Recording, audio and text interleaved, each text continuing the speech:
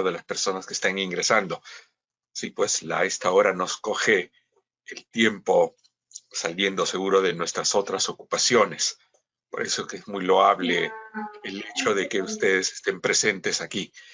Bien, voy a comenzar con unas preguntas que teníamos pendientes, muy interesantes todas ellas, para luego tomar el último punto de población vulnerable con regulación específica en cuanto a seguridad y salud en el trabajo. El sistema de gestión de seguridad y salud en el trabajo, preguntas. Tony, no se escucha. Continúo, muchas gracias. Melissa Montoya también. El señor Paredes también. Muy bien. Perfecto. Veamos. Me habían hecho una pregunta muy interesante. Nos dice sobre trabajadores que laboren en la selva, donde las enfermedades ocupacionales son latentes, tales como el dengue, leishmaniasis. Dice por tal, están consideradas dentro del sistema de seguridad y salud en el trabajo.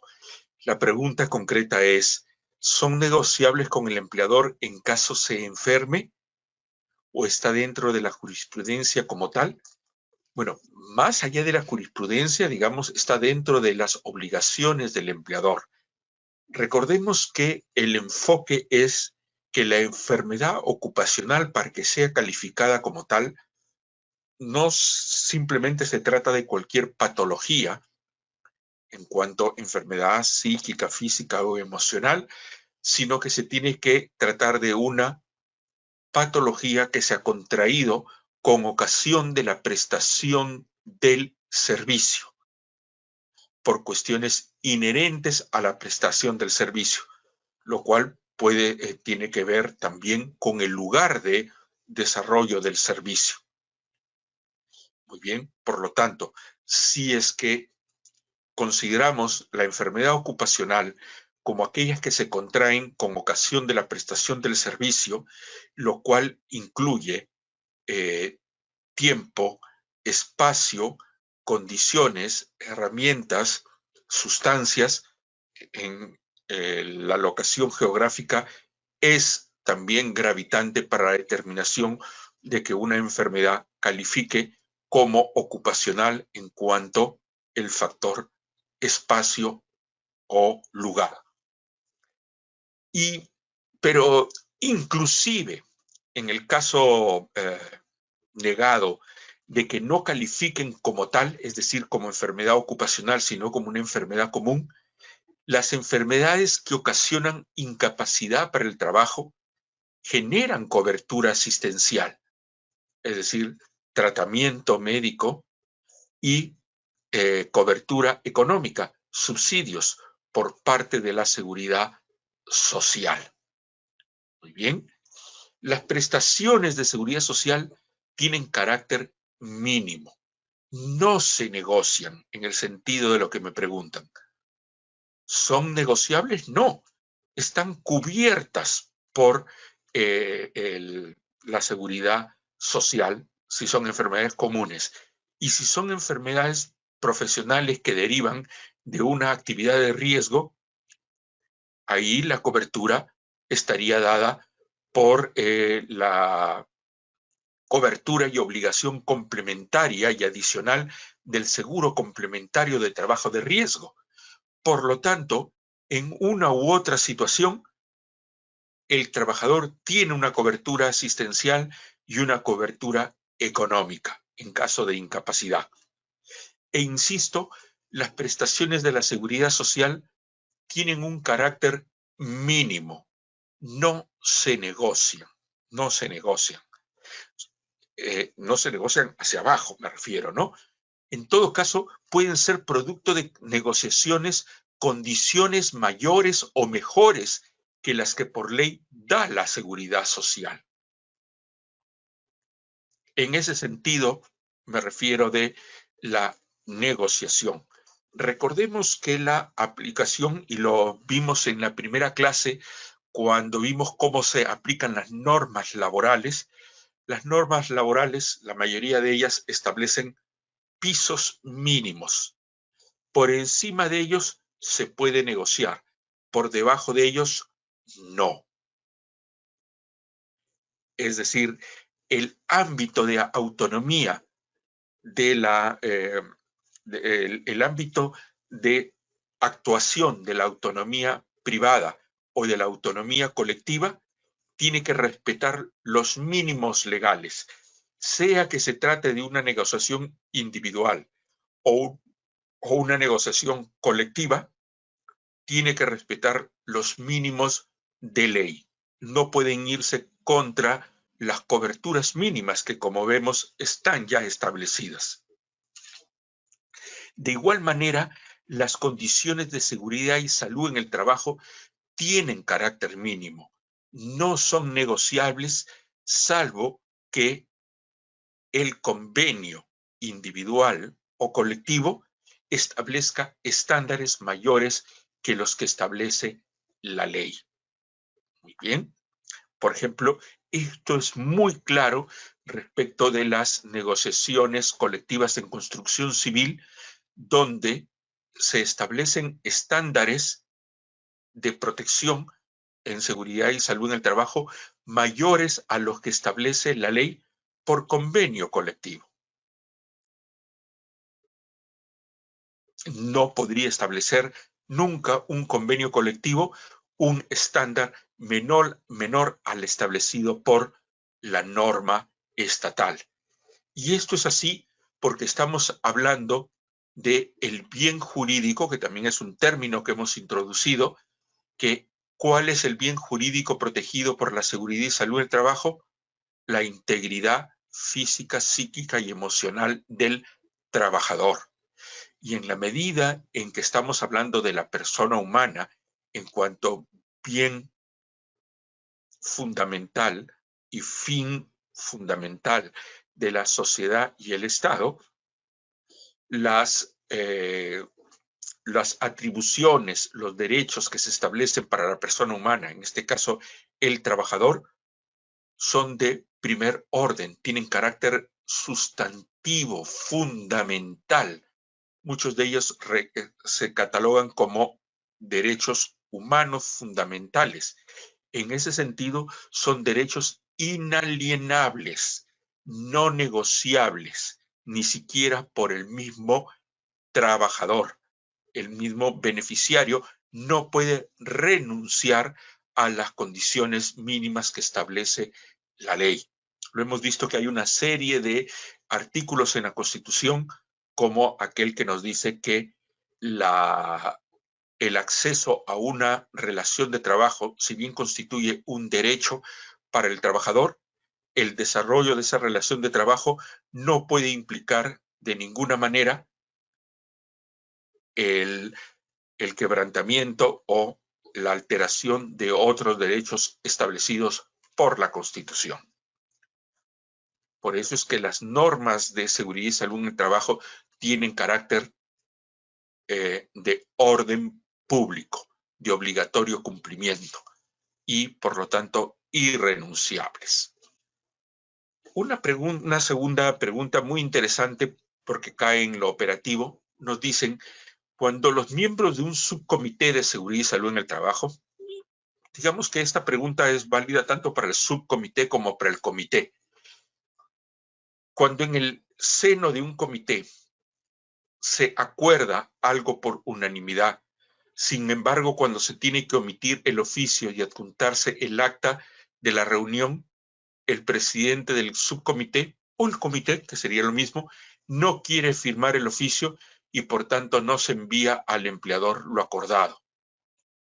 Nos dice qué se debe hacer si la mayoría de los trabajadores del empleador se niegan a firmar el acta pese a que han votado a favor del acuerdo.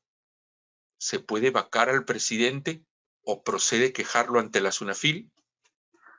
Bien, en la norma, ley y reglamento no existe propiamente una solución a un impasse de este estilo.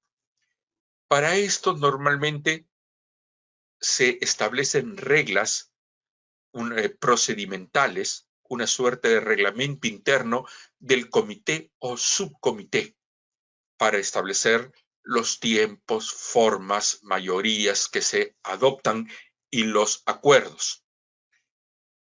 La no suscripción de los acuerdos tomados o la no suscripción de las actas de las sesiones, votaciones, acuerdos en general y cualquier otra decisión que se tome en el interior de un subcomité o de un comité deben ser suscritos por los asistentes y se hace constar en los acuerdos.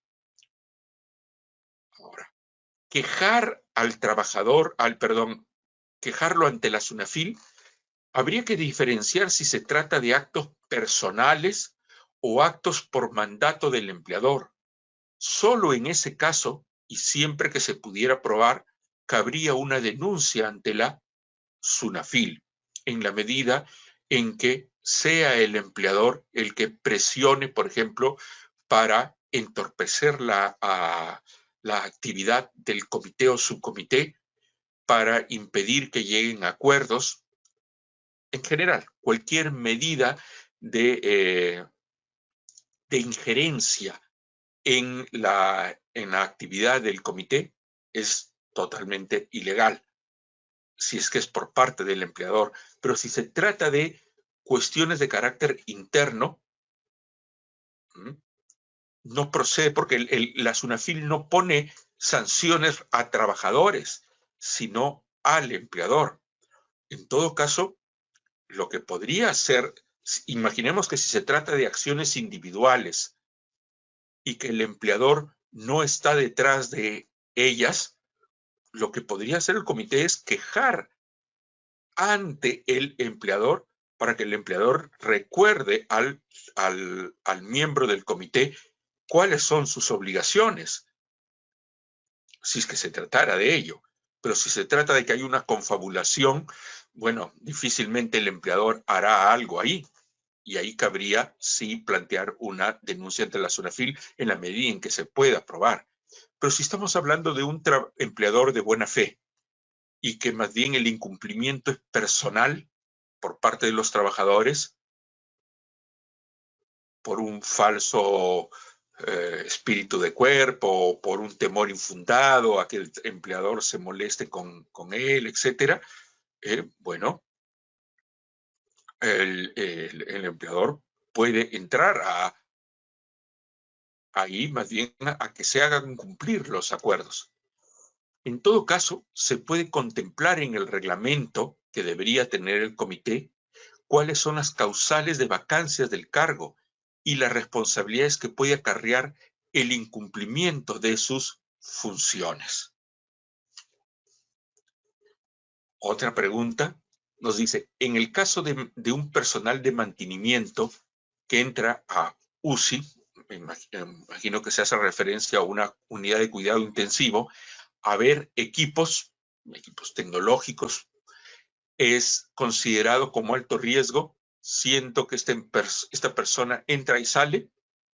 Un caso muy interesante, en la medida en que hay que reconocer que si bien tenemos, de acuerdo con la norma, 4 grandes bloques, bajo, mediano, alto y muy alto, no es fácil transitar entre uno y otro, o no es fácil hacer encajar con exactitud. Hay zonas grises, ciertamente, pero ante la duda se debe privilegiar la protección del trabajador.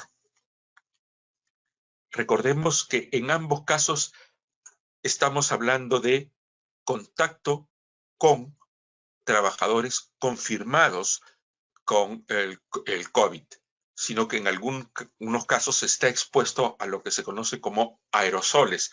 Este es el de alto riesgo. En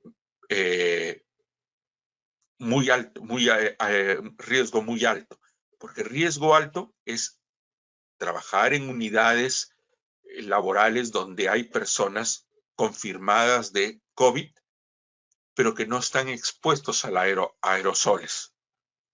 Ahora, si tenemos duda, porque al entrar a una UCI pueden haber enfermos que están sin protección en ese momento y entonces diríamos que hay presencia de aerosoles, es decir, en el ambiente las micropartículas o gotículas, como también se le llama, que provienen de una persona confirmada con el COVID. Entonces, sí estaríamos hablando de un trabajador de muy alto riesgo en cuanto la actividad de este técnico que nos plantean lo pone en contacto con casos sospechosos o confirmados de COVID y expuestos en aerosoles. Pero creo que el criterio y digamos, la importancia de esta pregunta radica que ante la duda no deberíamos decidir por el estándar más bajo, sino por el estándar de protección más alto. Luego nos preguntan, el miembro de CPS-CST, me imagino es el personal de seguridad y salud del trabajo, puede delegar a otro trabajador que no es miembro del comité de prevención para que realice la investigación del accidente.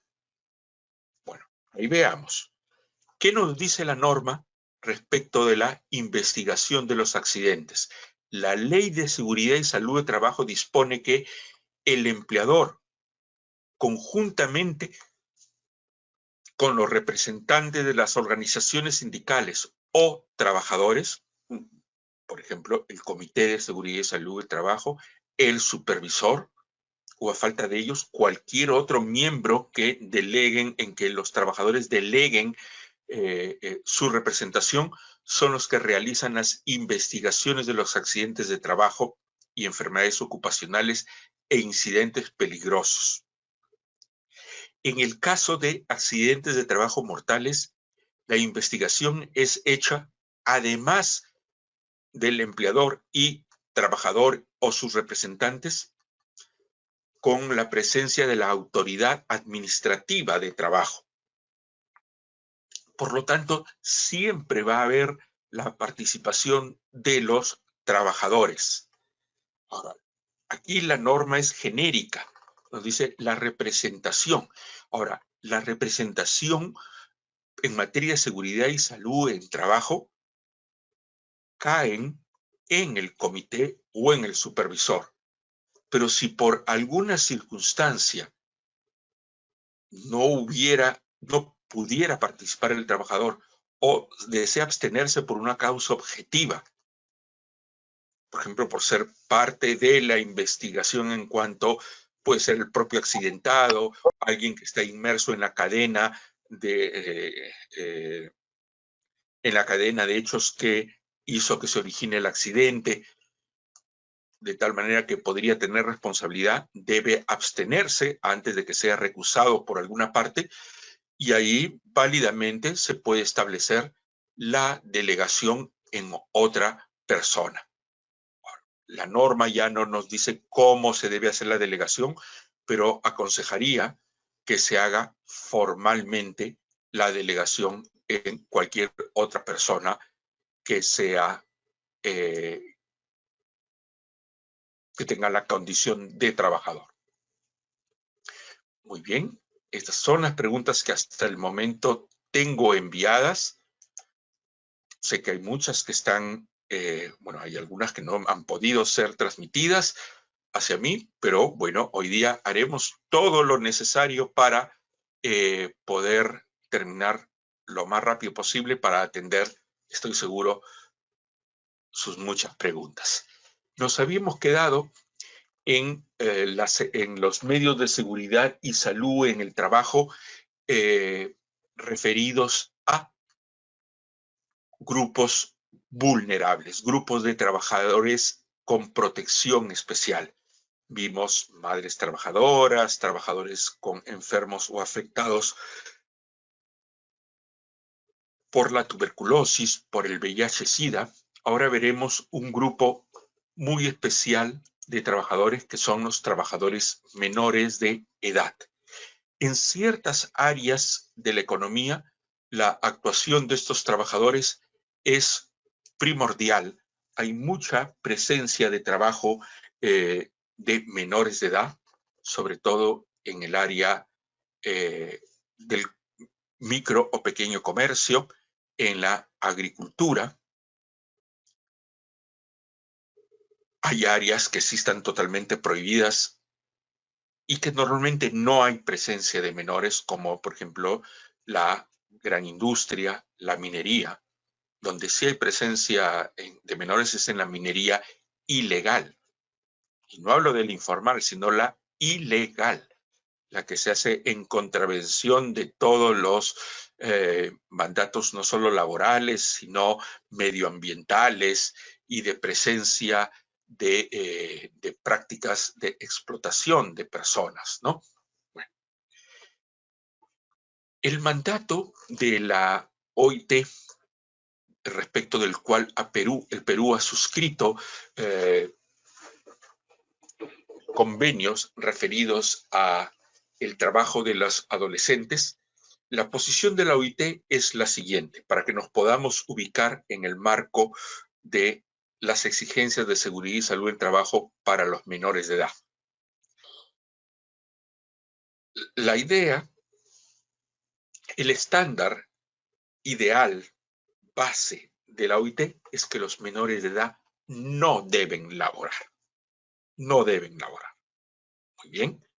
Ahora, dice, pero considerando las realidades socioeconómicas de los países mandantes y signatarios de los convenios, se dice, bueno, que laboren en la medida en que, teniendo como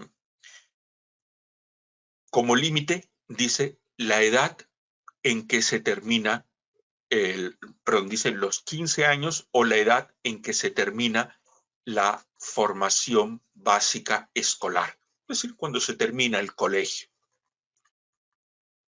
Eso es lo que permite. Bueno, la mayoría de edad en el Perú es 18. Más o menos se termina el colegio entre los 15 y 16.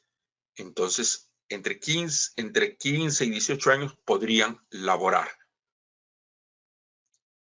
como regla general.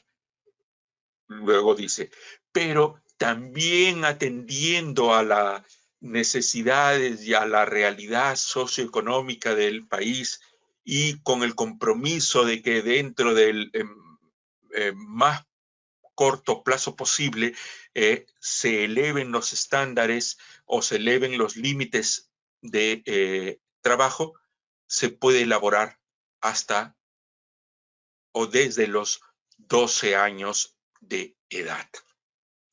Por lo tanto, nosotros estamos en los estándares más bajos que la OIT considera.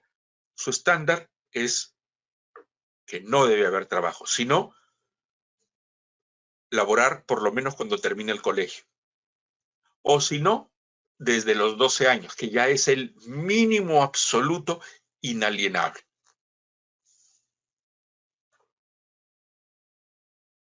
Entonces, en esa posición estamos ante la OIT, considerando de que en atención a la realidad socioeconómica del país, de ser un país todavía informal, un país en vías de desarrollo, un país que creíamos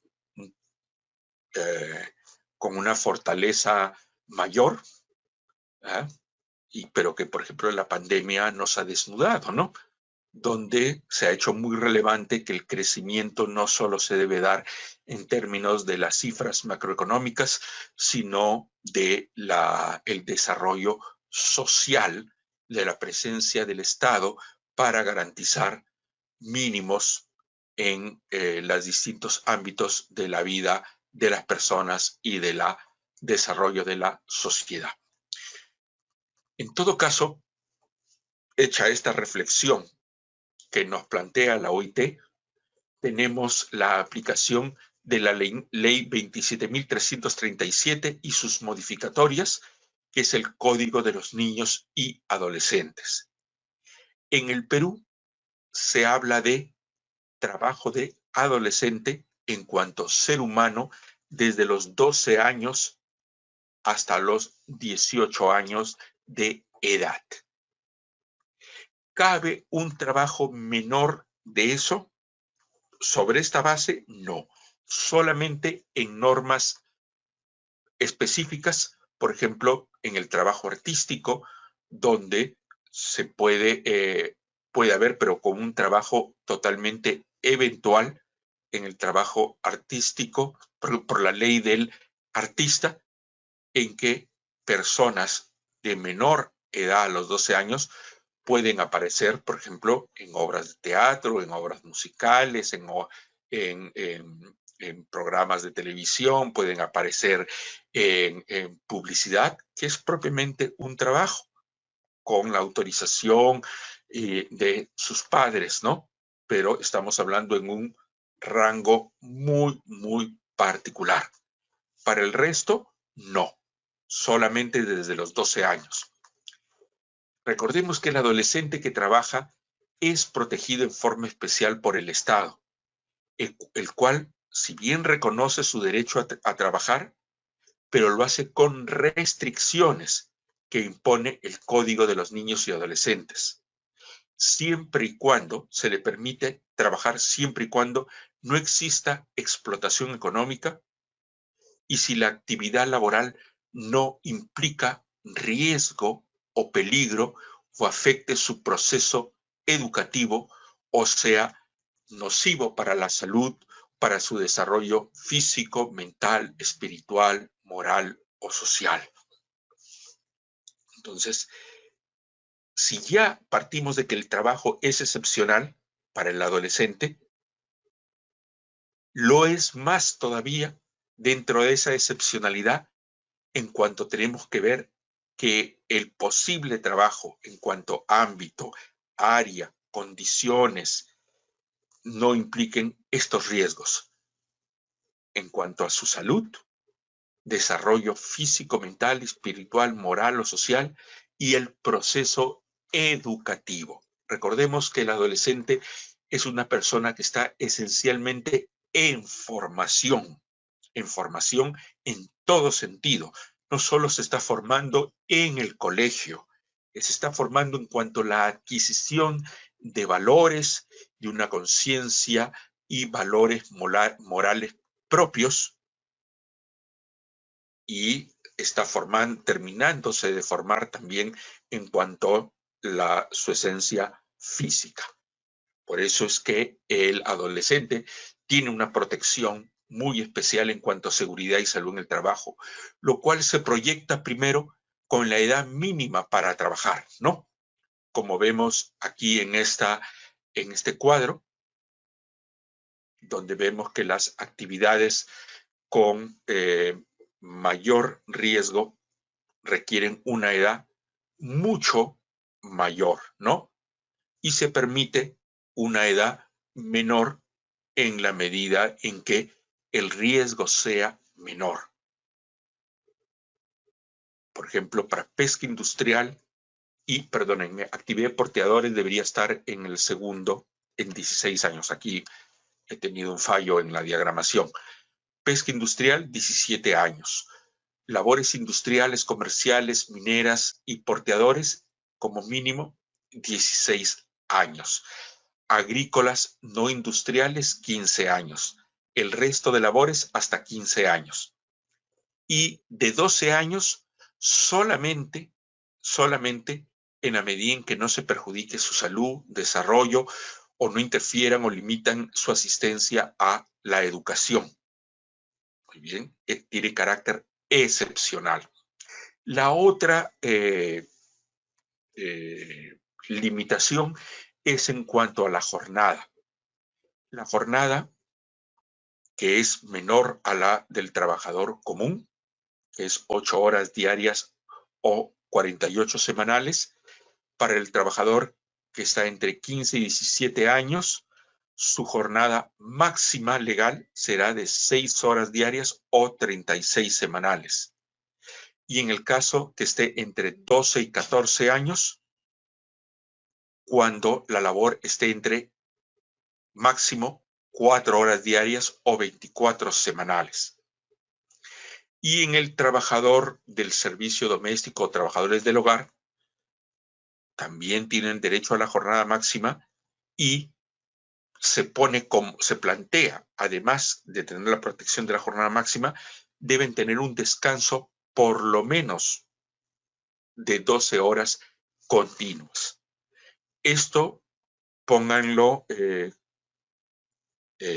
con una atención en la medida en que en el Congreso se ha aprobado una nueva ley de trabajadores del hogar donde se establece la edad mínima de 18 años.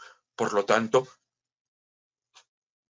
sino que esa está ahorita como ley aprobada en el Congreso, es una autógrafa de la ley que ha sido enviada al presidente, al Ejecutivo, para que sea promulgada, pero esa ley aún no se promulga. No sabemos si va a ser observada y si será observada, se modificará o va a ser aprobada por insistencia, pero sí hay que tomar en cuenta que ya ha sido votada y aprobada la ley. No ha sido promulgada aún.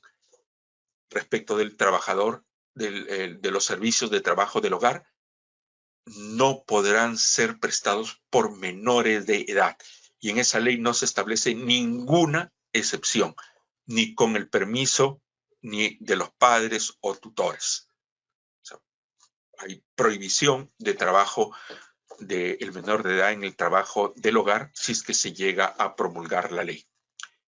Eso es en cuanto a la jornada. Y en cuanto al turno, la especificación es que la jornada nocturna está prohibida para los adolescentes. Ningún adolescente puede laborar en jornada nocturna. Y si es que se requiriera el trabajo nocturno, además de la autorización que hacen los padres, se debe requerir la autorización del juez. Es decir, para trabajo nocturno se requiere que el trabajador tenga por lo menos 15 años, que no implique más de 4 horas diarias y que además del permiso de los padres o tutores, se necesite expresamente el permiso del juez de familia o del que haga sus veces. Los trabajos prohibidos. El convenio 182 de la OIT sobre peores formas de trabajo infantil, que ha sido ratificado por el Perú hace ya casi 18 años, o más de 18 años, el Perú se ha comprometido en adoptar medidas inmediatas y eficaces para conseguir la prohibición y eliminación de las peores formas de trabajo infantil con carácter de urgencia. Las peores formas de trabajo infantil. Entendido que todo trabajo infantil no es querido, por eso que la OIT dice que no deberían trabajar. Bueno, se admite que trabajen bajo las condiciones que les mencioné. Pero dentro de eso no querido, hay algunas que tienen si bien ya esas, digamos, tienen un sesgo negativo, hay unas que son peores todavía. Peores son donde hay un maltrato evidente y se pone en grave riesgo la integridad del menor de edad. La expresión de peores formas de trabajo infantil abarcan supuestos como las formas de esclavitud o prácticas similares o análogos de esclavitud, la venta y trata de niños, la servidumbre por deudas, la condición de siervo, el trabajo forzoso u obligatorio, incluido el reclutamiento forzoso u obligatorio de niños para utilizarlos en conflictos armados, la utilización, el reclutamiento o la oferta de niños para la prostitución, la producción de pornografía o actuaciones pornográficas, la utilización, reclutamiento u oferta de niños para la realización de actividades ilícitas, en particular la producción y el tráfico de estupefacientes, lo cual lamentablemente encontramos en el Perú, en la minería ilegal, la prostitución clandestina de menores, sobre todo de niñas o adolescentes femeninas, y mucho de ello en el trabajo del hogar. El trabajo también se considera como trabajo prohibido en cuanto a peores formas de trabajo infantil, el trabajo que por su naturaleza o por las condiciones en que se lleva a cabo es probable que dañe la salud, la seguridad o la moralidad de los niños. Se disfraza mucho a través de ciertas figuras donde hay una especie de colchón emocional para quien contrata y una especie de decir, lo estoy ayudando, le estoy permitiendo, de tal manera que se traen de las zonas rurales a las zonas urbanas a menores de edad para que hagan trabajo doméstico sin que haya un pago a cambio. Por lo tanto, es una figura de explotación, porque se aduce que se da a cambio alimentación, mediano acceso a la educación, acceso a supuestamente a una modernidad a través de cuestiones como la televisión o la vida digamos, en una ciudad fuera del ámbito ajeno al ámbito rural. Se le da condiciones de habitación y a veces ni siquiera muy buenas, y sobre esa base no se les paga. Bueno, todas esas son formas de servidumbre, formas de explotación. Muy bien, además de las peores formas de trabajo infantil, el trabajo peligroso es aquel en la que las exigencias propias de las labores interfieran o comprometan el normal desarrollo biopsicosocial, la seguridad o la moral de los o las adolescentes. Contribuyan a ocasionar daño a los adolescentes que realizan trabajos peligrosos, los factores de riesgo físico, químico, biológico, ergonómico y psicosocial. Como ven, toda la materia de seguridad y salud en el trabajo que hemos visto. La relación de trabajos y actividades peligrosas o nocivas para la salud, más allá de los conceptos que hemos dado y que podrían ser suficientes para determinar, bueno, han merecido un tratamiento específico por el Estado peruano, de tal manera que se emitió el Decreto Supremo 03-2010-MINDES, el cual tiene adiciones y modificaciones, que proviene del 2010, hace una década, en que se establecen dos tipos de trabajo peligrosos y por lo tanto prohibidos para los adolescentes. Trabajos peligrosos por su naturaleza y trabajos peligrosos por sus condiciones. El trabajo peligroso por su naturaleza hace referencia a aquellas actividades y trabajos que por alguna característica propia, inherente a la prestación misma del servicio, representa un riesgo para la salud y desarrollo integral de las y los adolescentes. Por ejemplo, bajo cualquier condición, el trabajo en mina del socavón es peligroso por su naturaleza. El trabajo con explosivos es peligroso por su naturaleza. Trabajos peligrosos por su condición son actividades o trabajos que en sí mismo no representan un peligro, sino por el contexto ambiental u organizacional en el que se realizan, que pueden generar un perjuicio en la salud y desarrollo integral de las y los adolescentes. Por ejemplo, el trabajo en un restaurante, de repente, en sí mismo no es peligroso, pero si es un restaurante que es bar y está muy cerca, por ejemplo, de un área fabril, de un área donde van trabajadores, donde se abren, por ejemplo, a veces hay bares, restaurantes disfrazados o cantinas disfrazados de restaurantes que están muy cerca de zonas portuarias, zonas de trabajo minero, donde el trabajador va a divertirse, a buscar compañía, que bueno, en su derecho la puede encontrar, pero de personas que puedan darla sin que implique un ilícito. Por lo tanto, las condiciones de trabajo son las que vuelven la nocturnidad, la cercanía, lo que es a centros fabriles o de concentración de trabajadores, o sitios donde el trabajador o el consumidor espera algo más allá que la atención en la mesa, hace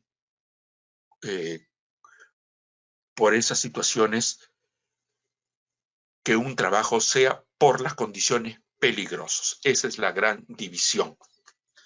Dentro de los trabajos peligrosos por su naturaleza, que son muchos, no voy a enumerar todos, porque esto es digamos, aquí he hecho la reproducción de lo que está en la norma, pero veamos los que son evidentes, ¿no?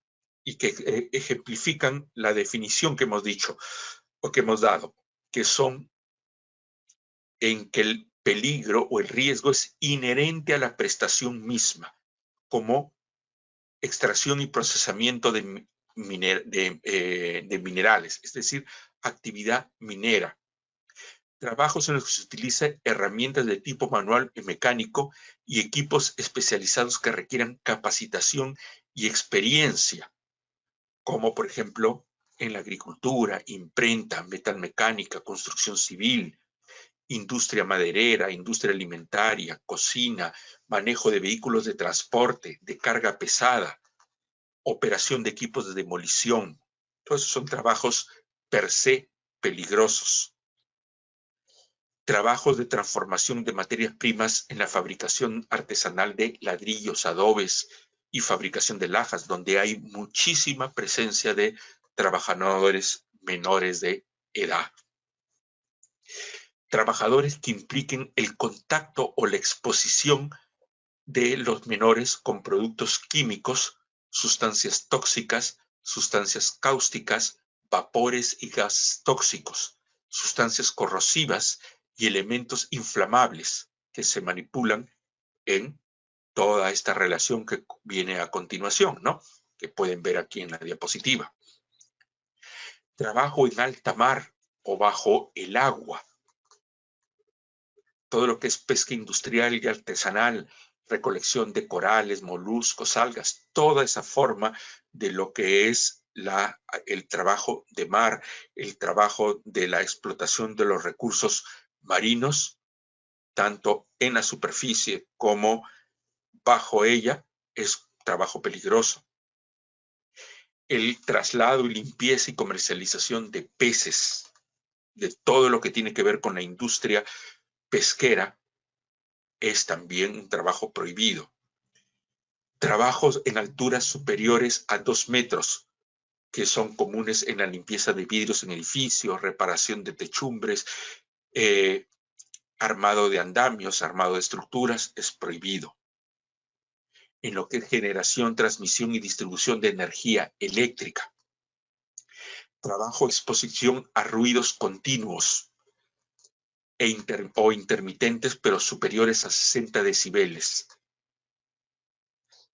Esos son trabajos en aeropuertos, aserraderos, maestranzas, perforaciones, transporte público. ¿Cuántos niños o adolescentes trabajan como cobradores en el transporte público? Es ilegal, está prohibido. O el trabajo en discotecas, comercio público o cualquier labor que implique la exposición continua o sistemática al ruido. Y ahí hablamos de ruido, y se menciona discotecas donde la exposición no solo es al ruido, sino también a la exposición, no por caer en la moralina, sino que hay un riesgo a la libertad sexual de las menores, que no tienen disposición aún para ejercer libremente su sexualidad, sobre todo cuando hay el comercio del sexo de por medio. Trabajos con exposición a radiaciones ionizantes, trabajos en contactos con residuos de animales deteriorados, como trabajos en camales, o trabajo en labores de crianza de animales, donde hay en el ámbito rural hay muchísima participación de menores de edad. Trabajos en producción, reparto o venta de bebidas alcohólicas o venta exclusiva de bebidas alcohólicas. Trabajo en una bodega, bueno, no es una venta exclusiva de bebidas alcohólicas. Dentro de todos los abarrotes que vendo, se venden bebidas alcohólicas. Pero si es una licorería, ahí es distinto, ahí está prohibido. En establecimientos de consumo inmediato, es decir, para tomar ahí. Entonces, aquí estamos hablando de atención a clientes en licorerías, bares, cantinas, centros nocturnos, salas de juego, de azar y similares, que lamentablemente se disfrazan bajo nombres de peñas, actividades folclóricas, restaurantes, y que son centros de consumo de licor. Y no estoy denostando contra el consumo del licor,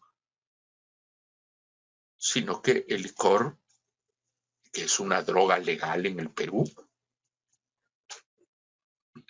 droga en el sentido de que tiene una acción sobre nuestra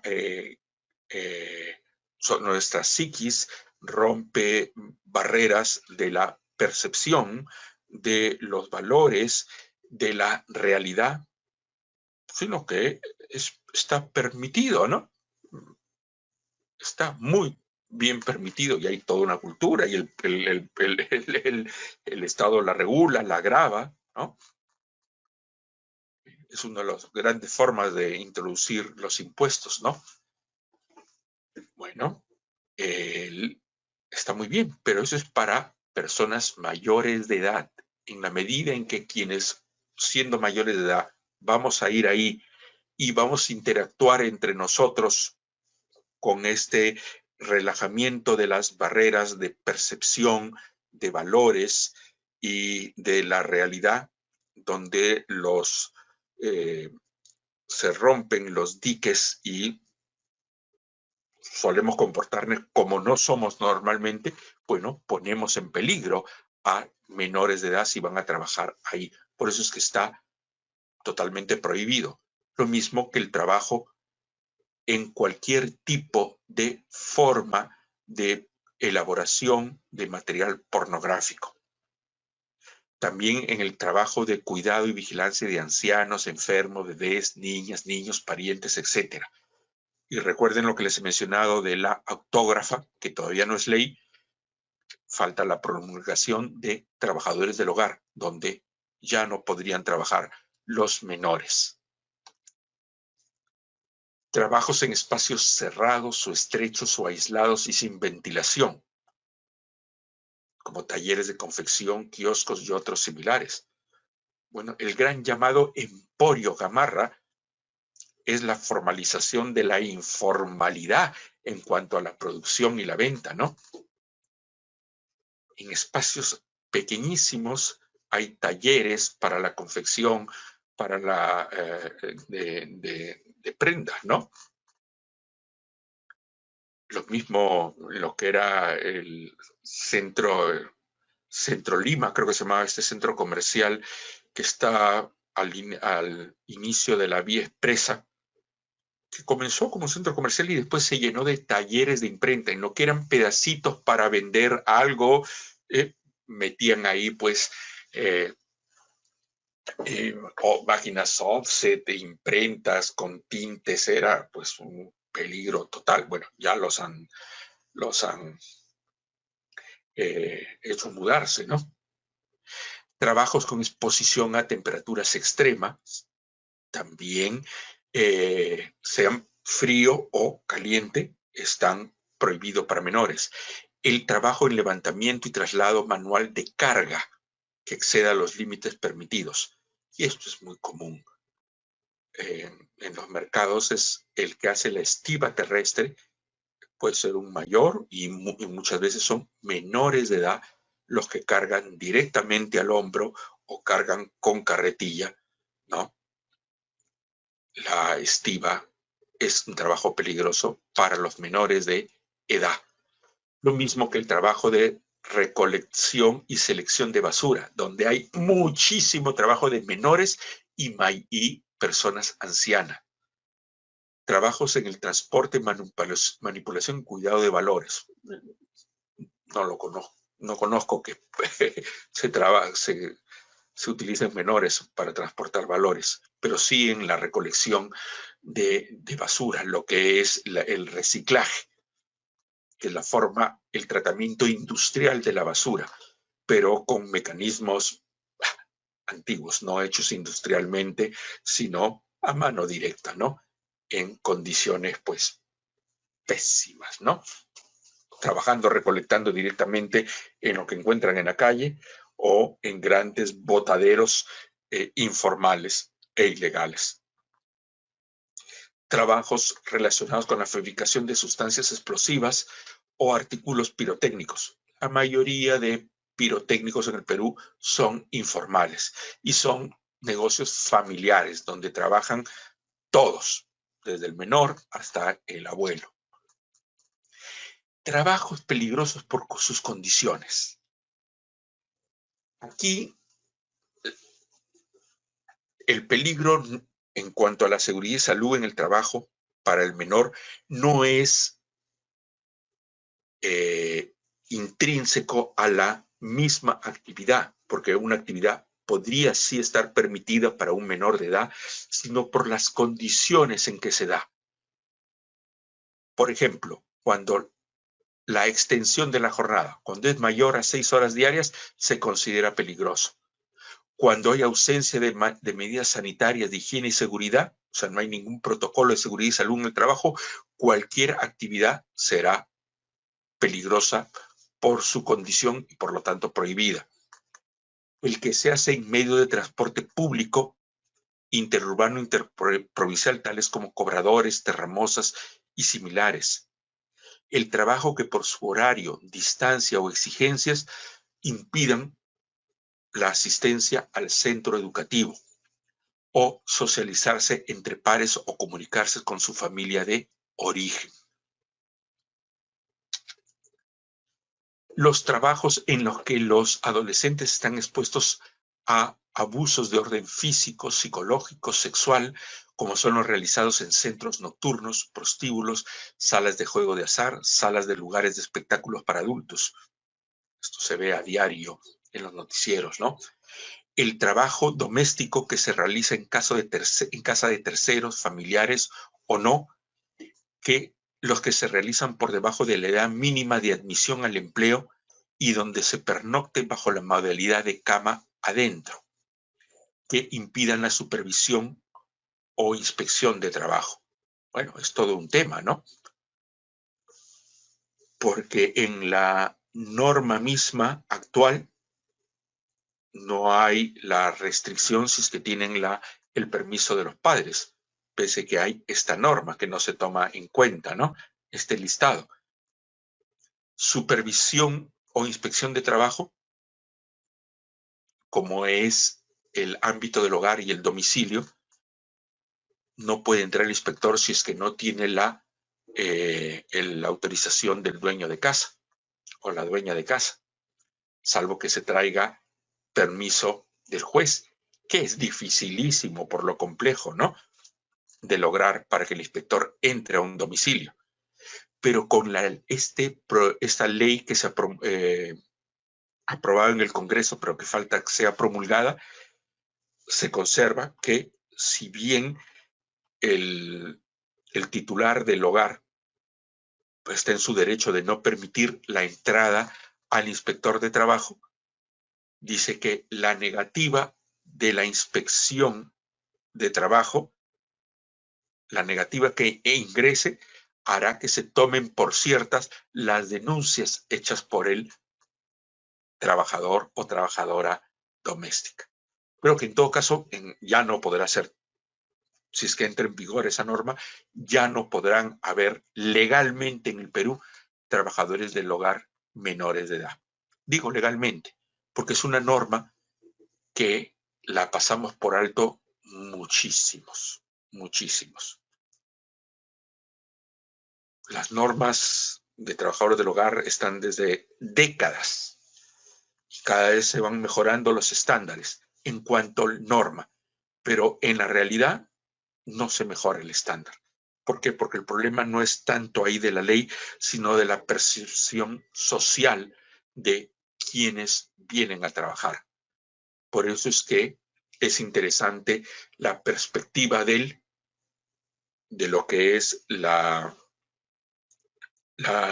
perspectiva del género, la perspectiva de la procedencia, la perspectiva de el grado de educación, la capacidad económica del contratado, que normalmente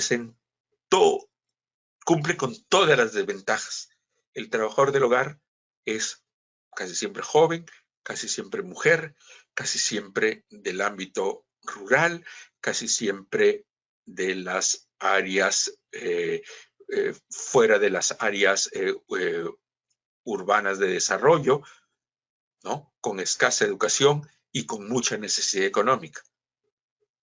Entonces, la perspectiva de la aplicación de otros valores o de mecanismos de análisis son necesarios.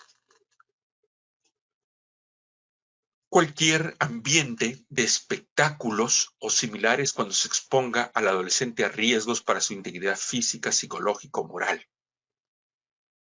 Trabajos en horarios nocturnos, es decir, entre las 7 de la noche y 7 de la mañana, salvo que estén autorizados por el juez.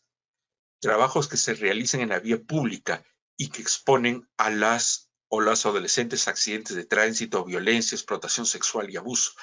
Bueno, salgamos a las calles de Lima y veamos, pues ahí vamos a encontrar todos los ejemplos de lo que está prohibido. Concretamente, más allá de este listado, la norma de seguridad y salud en el trabajo, la ley 29.783, que nos ocupa en este seminario y su reglamento, se especifica lo siguiente respecto del trabajador del hogar. Ya lo he mencionado, pero lo ratificamos aquí para recordar. El empleador no emplea, y lo he puesto en negrita a propósito, el empleador no emplea adolescentes para la realización de actividades insalubres o peligrosas que puedan afectar el normal desarrollo físico y mental, teniendo en cuenta las disposiciones legales en la materia. ¿Qué disposiciones? Por ejemplo, la del listado que acabamos de ver, que está vigente desde el 2010, previo inclusive a la norma 29.783. El empleador debe realizar una evaluación de los puestos de trabajo que se van a desempeñar los adolescentes previamente a su incorporación laboral. No es que después que ocurra una enfermedad o un accidente, recién me doy cuenta o determino de que no debió haberlo hecho un menor de edad. No, previamente a ello, conociendo la naturaleza de la actividad, el grado y duración de la exposición al riesgo, pueda determinar si es que es viable o no que lo haga un menor de edad. Y en cuanto a los exámenes médicos, recuerdan que habíamos dicho para el general de los casos no es exigible el de entrada, el de mantenimiento es cada 2 años y el de salida no es obligatorio, salvo que lo pida el trabajador o el empleador, salvo normas sectoriales. Pero en cuanto a trabajador menor de edad, los exámenes de entrada, es decir, el preocupacional, el de mantenimiento y el postocupacional o de salida, son obligatorios para el caso de trabajadores del hogar. Muy bien. Aquí hemos terminado nuestra parte de trabajadores del hogar. Recordando, trayendo a colación una reflexión muy importante.